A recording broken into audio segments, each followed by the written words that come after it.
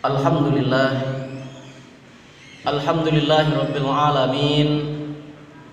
Nahmaduhu wa nasta'inuhu wa nastaghfiruh wa na'udzu billahi min syururi anfusina wa min sayyiati a'malina. May yahdihillahu fala mudhillalah wa may yudlilhu fala hadiyalah. Asyhadu an la ilaha illallah wahdahu la syarikalah wa ashhadu anna Muhammadan abduhu wa rasuluh. Allahumma salli wa sallim wa barik ala sayyidina Muhammad wa ala alihi wa sahbihi wa man tabi'ahum bi ihsani ila yaumiddin. Amma ba'd, faya ayyuhal hadirun ittaqullaha haqqa tuqatih wa la tamutunna illa wa antum muslimun. Faqala Allah Ta'ala fi kitabihil karim, a'udzu billahi minasy syaithanir rajim. Bismillahirrahmanirrahim. Innaka la tahdi man ahbabta walakinallaha yahdi man yasha wa huwa a'lamu bil muhtadin. Shadaqallahul azim. Kaum muslimin sidang jamaah Jumat rahimakumullah, puji syukur kehadirat Allah Subhanahu wa taala, alhamdulillah. Selanjutnya selawat kepada baginda Rasul sallallahu alaihi wasallam. Allahumma salli ala sayyidina Muhammad wa ala alihi sayyidina Muhammad. Kaum muslimin sidang jamaah Jumat rahimakumullah, judul yang akan kita bahas pada siang hari yang berbahagia ini yaitu meraih hidayah. Sebelum kita angkat lebih jauh lagi dari judul ini, khotib ingin menyampaikan wasiat takwa buat kita bersama. Mari sama-sama kita tingkatkan keimanan dan ketakwaan kita kepada Allah Subhanahu wa taala. Karena kalau hari ini kita jauh dari jalan kebenaran yang telah Allah tunjuk, yang telah Allah atur, jauh kita dari jalan tersebut, insya Allah kita akan menjadi manusia yang merugi. Namun kalaulah hari ini ketakwaan itu yang ada di dalam diri kita, takut kita mengerjakan apapun itu yang telah dilarang oleh Allah, serta takut kita meninggalkan semua perintah Allah. Ketika rasa takut itu ada, inilah yang namanya takwa di dalam diri kita. Mudah-mudahan kita semua yang hadir di sini menjadi hamba yang bertakwa. Amin ya rabbal alamin. Saudaraku kaum muslimin sidang jamaah Jumat rahimakumullah, kalau kita lihat dari judul yaitu meraih hidayah, kalau kita lihat makna dari hidayah, hidayah itu berarti petunjuk yang lurus. Ketika petunjuk itu kita dapatkan, insya Allah kita akan berada di jalan bimbingan Allah Subhanahu wa ta'ala. Saudaraku yang dirahmati Allah Subhanahu wa ta'ala, bahasa hidayah ini adalah bahasa yang tidak asing lagi di dalam lisan kita. Di dalam penyampaian mulut kita, kalimat hidayah ini adalah sangat-sangat ringan untuk kita ucapkan, namun sangat-sangat sulit untuk kita dapatkan. Kenapa? Hidayah ini adalah miliknya Allah Subhanahu wa ta'ala. Bahkan kita lihat di dalam sejarah, Nabi saja tidak bisa memberikan hidayah buat anaknya, buat keluarganya, buat istrinya. Kita lihat Nabi Nuh tidak bisa memberi hidayah, tidak bisa membawa anaknya Kan'an untuk beriman kepada Allah Subhanahu wa ta'ala. Kenapa? Allah tidak memberikan hidayah kepada Kan'an. Begitu juga dengan kita. Jadi jangan hari ini kita sebutkan bahwasanya anak-anak kita akan mendapatkan hidayah, istri kita mendapat hidayah, saudara kita akan mendapatkan hidayah. Jangan pernah kita sebutkan itu. Kenapa? Karena hidayah adalah miliknya Allah Subhanahu wa ta'ala. Kalau hari ini kita melihat tingkah laku kita, anak istri kita sudah berada di jalan Allah, maka sering-seringlah minta kepada Allah supaya Allah tetap turunkan hidayah buat keluarga kita. Kenapa? Ada beberapa tipe manusia yang tidak akan diberi hidayah oleh Allah Subhanahu wa ta'ala. Dari mana bisa kita lihat? Dari keseharian kehidupan kita. Ada beberapa tipe manusia yang Allah tidak akan beri hidayah kepadanya. Siapa dia? Yang pertama, yaitu orang yang di dalam kesehariannya ada sifat sombong. Orang yang sombong, insya Allah Allah tidak akan turunkan hidayah buatnya. Jangan karena harta kita banyak, pangkat dan jabatan kita tinggi, kita sombong, kita merasa diri kita paling benar, kita merasa diri kita paling hebat. Kita berpikir dengan harta kita bisa sedekahkan sebanyak-banyaknya, kita bisa umroh, bisa haji sekian kali yang kita inginkan. Kenapa? Harta kita banyak. Jangan pernah berharap kalau kesombongan itu ada di dalam diri kita, kita akan mendapatkan hidayah dari Allah Subhanahu wa ta'ala. Kenapa? Coba kita lihat saudaraku yang dimuliakan Allah Subhanahu wa ta'ala. Salah satu makhluk Allah yang paling taat kepada Allah adalah iblis. Kenapa Allah jatuhkan iblis ke muka bumi? Kenapa Allah campakkan iblis ke muka bumi? Salah satu sebab adalah karena sombong. Ana khairum minhu, katanya, saya lebih baik dari Adam, ya Allah. Kenapa engkau suruh aku sujud kepada Adam? Adam diciptakan dari tanah yang bau, yang hitam, sementara aku diciptakan dari api yang mulia, ya Allah. Sombong. Akhirnya apa? Allah haramkan iblis, syaitan, untuk masuk ke dalam surga kembali. Bayangkan kita, iblis karena sekali sombong Allah usir dari surga. Berapa kali kita sombong di dalam kehidupan ini, saudaraku yang dimuliakan Allah Subhanahu wa ta'ala. Kalaulah mungkin sombong itu tidak kita ucapkan dengan lisan kita, tidak kita ucapkan dengan lidah kita terhadap saudara-saudara kita, namun perbuatan kita mencerminkan kesombongan di dalam diri kita, Allah Maha Tahu. Allah akan mengetahui seperti apa kehidupan kita, perbuatan kita, tingkah laku kita dalam kesehariannya. Sombong akan menjauhkan kita dari yang namanya hidayah. Ini yang pertama. Yang kedua apa? Yang kedua adalah terlalu cinta dengan dunia.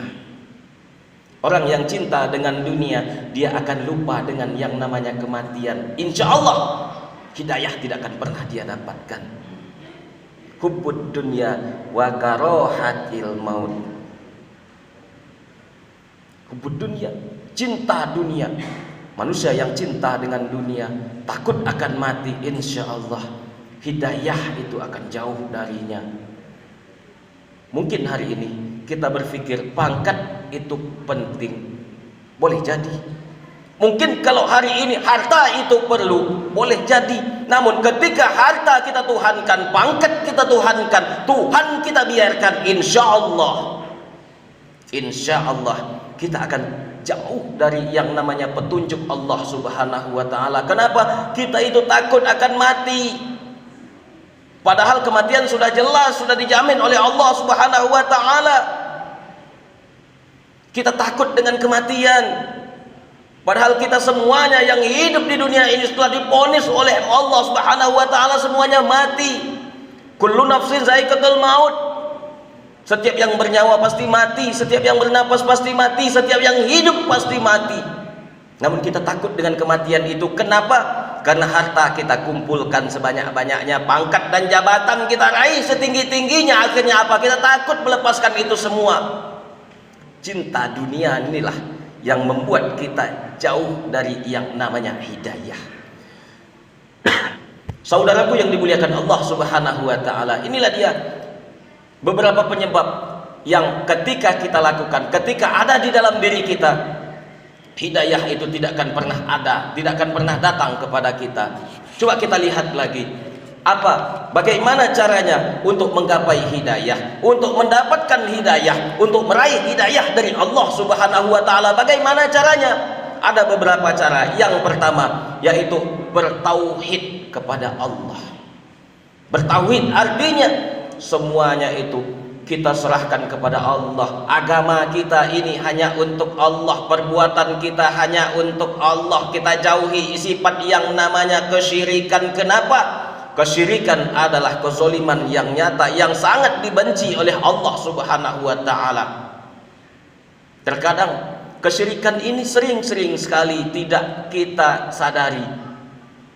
Mungkin kita berpikir kita memelihara burung. Alhamdulillah, sejak saya memelihara burung ini banyak sekali rezeki saya. Kita merasa burung itu yang memberi rezeki kepada kita. Sejak saya memelihara ikan ini lah yang memberi rezeki kepada kita. Syirik.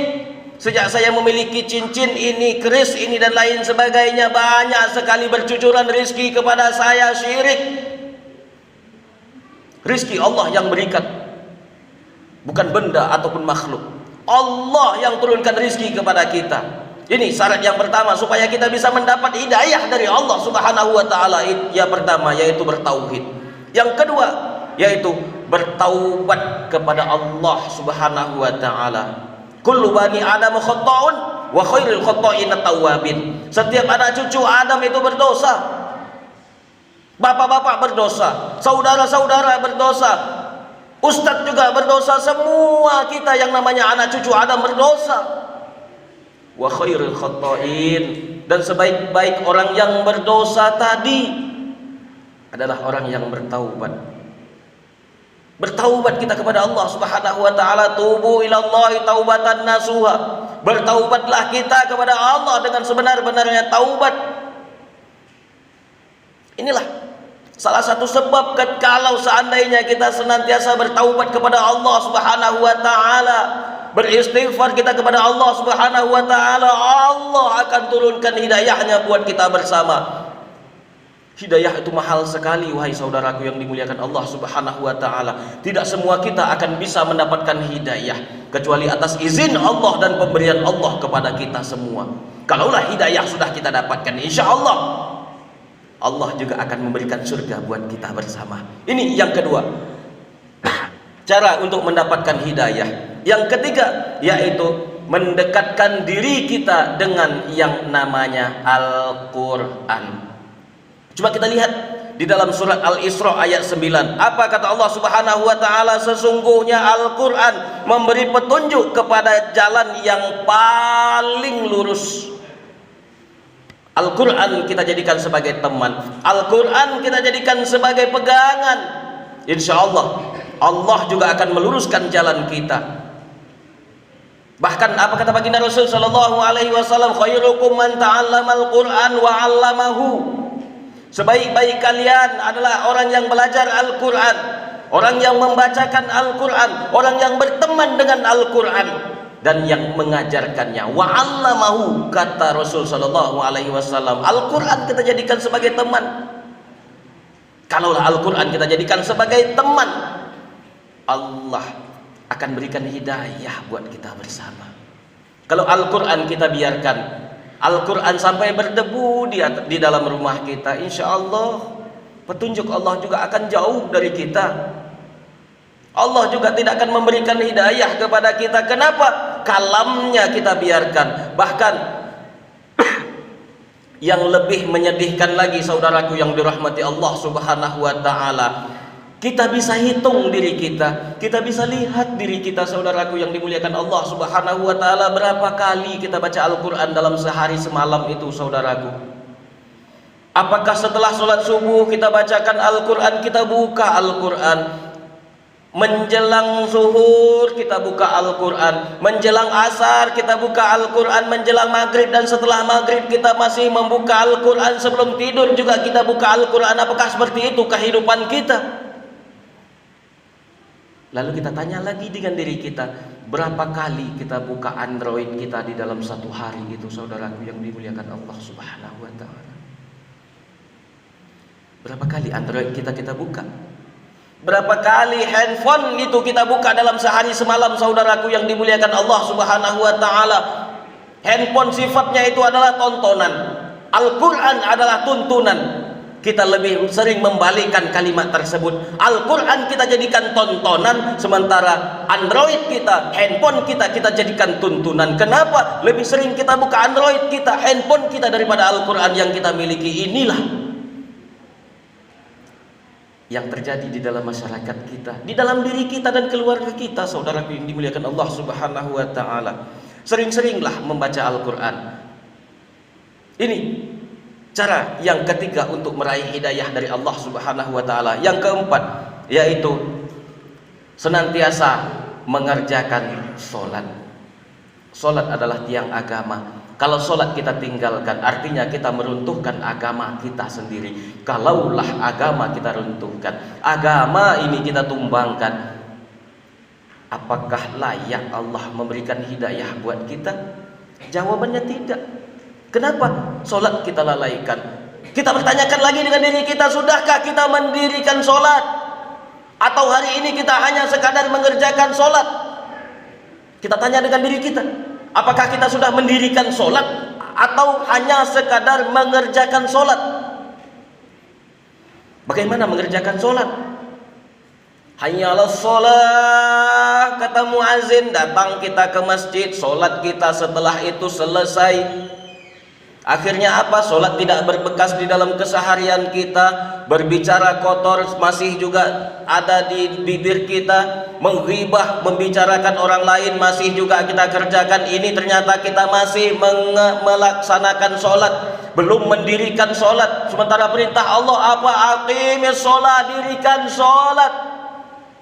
Orang yang mendirikan sholat itu adalah orang yang sholatnya itu, yang dikerjakannya itu berbekas di dalam kesehariannya, berbekas di dalam kehidupannya. Kenapa? Inna sholata tanha 'anil fahsya'i wal munkar. Sholat yang kita kerjakan itu akan mencegah diri kita untuk berbuat keji dan mungkar. Kadang-kadang sholat tidak pernah kita tinggalkan, keji masih kita buat, berbohong masih kita kerjakan, menggunjing, menghibah, menceritakan aib orang lain masih kita kerjakan, sombong masih juga kita laksanakan. Kita sholat berarti kita masih baru sekadar mengerjakan sholat, belum mendirikan sholat. Inilah dia. Kita muhasabah diri kita, kita tanyakan dengan diri kita, apakah kita bisa menjadi manusia yang terbaik di tahun 1443 Hijriah ini lebih baik daripada 1442 Hijriah yang lalu? Kalau kita bisa menjadikan 1443 Hijriah ini lebih baik daripada tahun kemarin, kitalah menjadi manusia terbaik. Tapi kalau tahun ini sama dengan tahun kemarin, kita menjadi manusia yang merugi. Atau bahkan tahun ini lebih buruk dari tahun kemarin, kita akan menjadi manusia yang celaka. Kita yang atur, kita yang berbuat, dan satu lagi kita yang akan mempertanggungjawabkan apa yang kita kerjakan itu. Saudaraku yang dimuliakan Allah Subhanahu wa taala, mungkin ini yang bisa khotib sampaikan di kesempatan yang singkat ini. Mudah-mudahan ada manfaatnya buat kita semua, dan terkhususnya buat diri khotib sendiri. Kalaulah salah, ini adalah datangnya dari khotib sendiri. Kalau benar, itu datangnya dari Allah Subhanahu wa taala. Fa'tabiru ya ulil absar la'allakum tuflihun.